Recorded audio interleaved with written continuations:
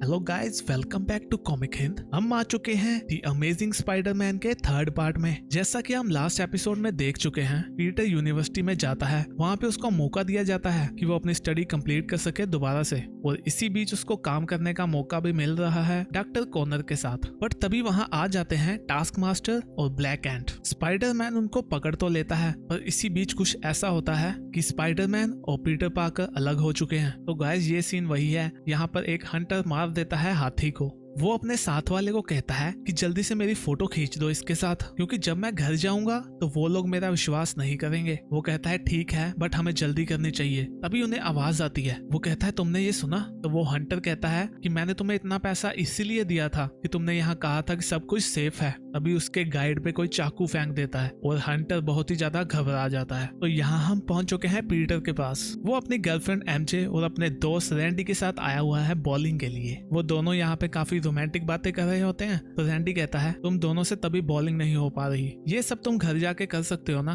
तभी वहाँ पे एक लड़की आती है जिसका नाम है नोरा।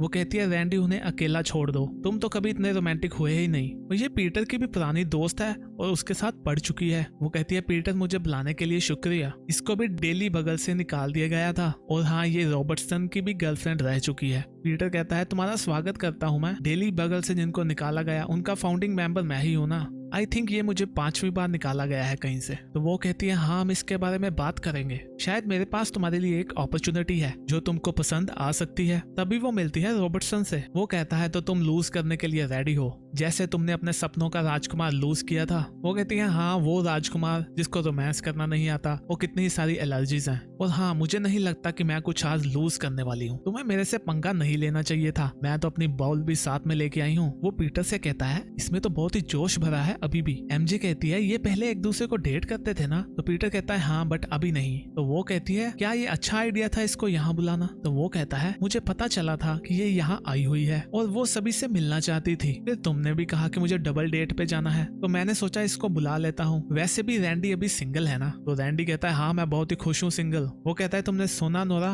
मैं कह रहा हूँ मैं हैप्पीली सिंगल हूँ। तभी नोरा देखती है कि उसके फोन में कुछ अपडेट आता है। वो देखती है और कहती है ओ माई गॉड। वो कहती है लोअर मैनहट्टन में कुछ हुआ है, इमरजेंसी टीम वहाँ पहुंची है। तो एमजे कहती है पीटर तुम्हें भी वहाँ जाना पड़ेगा ना। तो वो कहता है एक्चुअली नहीं जाना पड़ेगा मुझे। यहाँ पे पीट सोच रहा है कि उसे यही होता था हमेशा कि जब भी वो टाइम स्पेंड करना चाहता था कोई ना कोई मुसीबत आती थी और उसको जाना पड़ता था। पर आज ऐसा नहीं होगा, क्योंकि लाइफ में कुछ ना कुछ चेंज होता ही है। अभी हम देखते हैं कि लोग भाग रहे हैं और बिल्डिंग्स टूट रही हैं, गाड़ियां नीचे गिर रही हैं। पुलिस ऑफिसर कहते हैं ये क्या है? तो उसका साथी ऑफिसर कहता है ये है ट्राइसेंटेनियल। वो कहता है और ज्यादा गार्ड्स भेजो और अवेंजर्स को भी बुलाओ, यहाँ पे ट्राइसेंटेनियल का हमला हुआ है। बट तभी वहाँ पहुंच जाता है स्पाइडरमैन उनको बचाने के लिए। स्पाइडरमैन कहता है तुम ही हो ना वो एक्सपेरिमेंट जो किया गया था, तुमने मुझे मिस किया गया। तो वो स्पाइडरमैन पे हमला करता है। तो स्पाइडरमैन कहता है शायद नहीं किया, बट तुम्हें यहाँ पे वापस किसने बुलाया? बट तभी वो फिर से स्पाइडरमैन पे हमला करता है और इस बार उसको लग जाती है। तो स्पाइडरमैन सोच रहा है कि अभी मुझे समझ लग रहा है, ये पार्ट थोड़ा सा कंफ्यूजिंग है।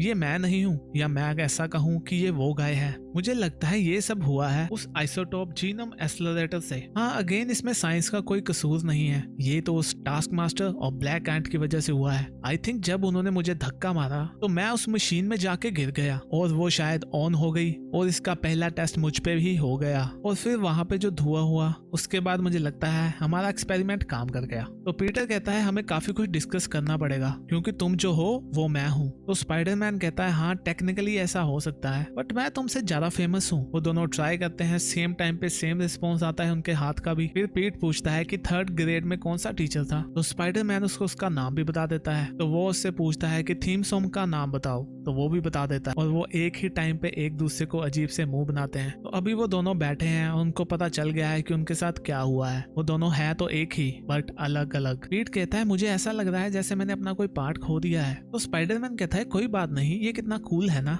ये एक डिवोर्स की तरह है, जिसमें हो तुम मॉम जो अपने बच्चों को पढ़ाती है, पूरे हफ्ते उन पे मेहनत करती है, और मैं वो डैड हूँ जो वीकेंड पे आता है और उनको घुमाने के लिए ले जाता है। बट तुम इसकी अच्छी साइड भी देखो ना, तुम कितने टाइम से ये चाहते थे कि तुम एक ही टाइम पर 2 जगह पर जा सको। अभी ये हम कर सकते हैं ना, जैसे मैं यूनिवर्स को बचा सकता हूँ और तुम घर में बैठ के कपड़े धो सकते हो। तो पीट कहता है बाकी सब कैसे वर्क करेगा? हमारी 2 अलग जिंदगियां हो गई हैं, इसको क्या मिलेगा? तो स्पाइडरमैन उसको सीरियसली नहीं लेता और उसका मजाक ही बनाता है। तो पीट कहता है हमें कोई ना कोई प्लान तो बनाना ही पड़ेगा ना, शायद हमें कुछ और टेस्टिंग करनी पड़े। तो स्पाइडरमैन वहां से जाना चाहता है तो वो उसको कहता है कि मेरी स्पाइडी सेंस में कुछ हुआ है, और वो वहां से चला जाता है। तो पीट कहता है ये ऐसे काम नहीं करती। तो वो जाते हुए कहता है कि ये अभी ऐसे ही है। यहाँ पे पीट सोचता है बट मैं क्या कर सकता हूँ, मैं उसको ये भी नहीं कह सकता कि मेरे साथ चिपके रहो, वो स्पाइडरमैन है। हाँ अभी एक प्रॉब्लम है मेरे पास, मुझे ये नहीं समझ लग रहा कि मैं यहाँ से नीचे कैसे जाऊंगा। वो कहता है कि चलो ऑफिशियली हो गया है कि अभी पीटर पार्कर और स्पाइडरमैन अलग अलग हैं। हाँ इसके लिए मुझे काफी एडजस्टमेंट करनी पड़ेगी, जैसे कि मैं अभी दीवारों पे नहीं चढ़ सकता, ना ही मेरी स्पाइडर सेंस काम करेगी,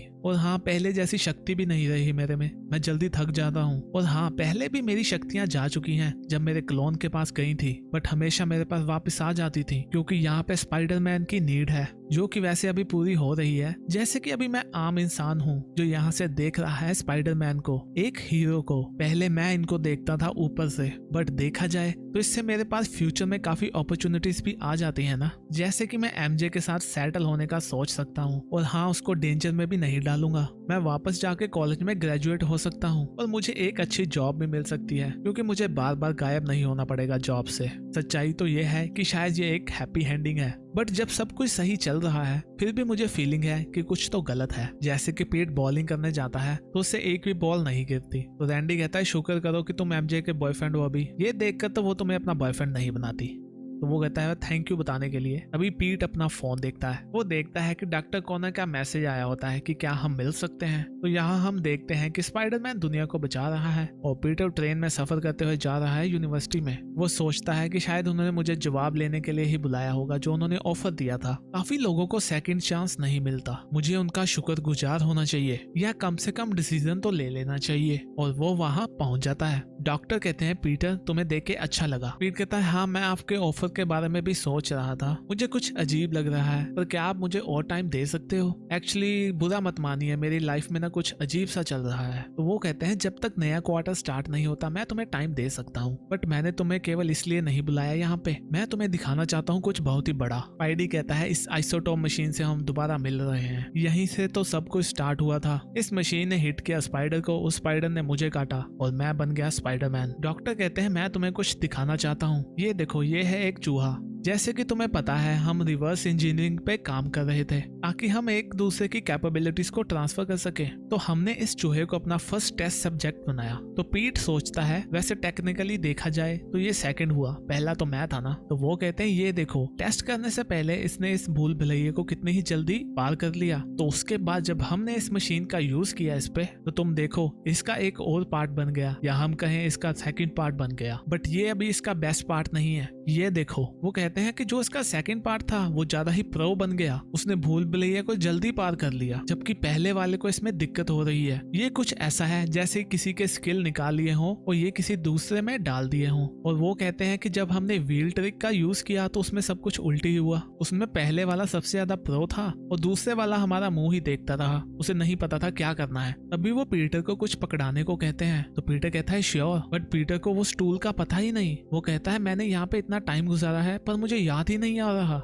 यहाँ तक कि मुझे यहाँ की आधी चीजों के बारे में पता ही नहीं है। तो वो कहता है डॉक्टर मुझे माफ करना, आप मुझे बताओगे वो क्या है? और साथ में हम यहाँ देखते हैं कि स्पाइडरमैन उस ट्राई सेंटेनियल को पीट रहा है और वो उसके अंदर घुसने का भी ट्राई कर रहा है। तो डॉक्टर यहाँ पे पीटर से कहते हैं मैंने तो तुमसे ये मांगा था, मुझे लगता है तुम्हें ज्यादा कुछ भूल गया है। तो वो कहते हैं चलो छोड़ो, तो मैं तुम्हें बता रहा था ना कि इनके स्किल, ट्रेनिंग, टैलेंट और एप्टीट्यूड आपस में बंट गए हैं। तो पीटर कहता है हाँ उसके बाद क्या? तो डॉक्टर कहते हैं हाँ हमारे पास और भी टेस्ट करने को है, बट हम इसे किसी मनुष्य पे टेस्ट नहीं कर सकते, ये बहुत ही ज्यादा खतरनाक है। पीटर कहता है क्या आपने कहा खतरनाक? तो डॉक्टर कहते हैं हाँ हमें अभी इनका नेचर भी नहीं पता और इनका स्कोप भी नहीं पता कि ये क्या होगा। हमें ये नहीं पता कि ये सिंपली एप्टीट्यूड या बिहेवियर ही गेन करते हैं या ये इमोशंस और नैतिकता को भी देखते हैं। अगर तुम किसी आदमी में से उसकी आधी खूबियों को निकाल दोगे तो उसमें क्या बचेगा? और यहाँ हम देखते हैं कि स्पाइडरमैन उस ट्राई सेंटेनियल के सर में घुस गया है और वहाँ कुछ छेड़खानी कर रहा है। और यहाँ पर डॉक्टर एक और एग्जाम्पल देते हैं पीट को। वो कहते हैं कि हमने सोल्जर को ये तो सिखा दिया कि बंदूक कैसे चलानी है, बट ये नहीं सिखाया कि सिविलियंस को कैसे बचाना है, तो उसका क्या फायदा? या किसी वर्ल्ड क्लास सर्जन को ये ना पता हो कि उसने शपथ ली हुई है कि वो किसी को नुकसान नहीं पहुंचाएगा। यहाँ पे पीटर थोड़ा शॉक में है और कहता है कि हम सभी के अंदर ये पुश और पुल होता है और हम इसको कैसे रिजॉल्व करते हैं यही हमारी खुद की पहचान बनाता है। जैसे पावर के साथ आप में रिस्पॉन्सिबिलिटी भी होनी चाहिए। तो यहाँ हम देखते हैं कि स्पाइडरमैन ने उसको खत्म तो कर दिया है पर उसने बहुत ही ज्यादा तबाही मचा दी है। तो यहाँ पे पीटर को लग रहा है कि स्पाइडरमैन के पास पावर तो आ चुकी है पर जो रिस्पॉन्सिबिलिटीज हैं वो उसमें नहीं गई। तो गाइस इसी के साथ हमारा ये पार्ट खत्म होता है। नेक्स्ट पार्ट को देखने के लिए चैनल को सब्सक्राइब कर लीजिए। वीडियो अच्छी लगी तो लाइक भी कर दीजिए। हम भी मिलते हैं नेक्स्ट वीडियो में, तब तक के लिए बाय बाय।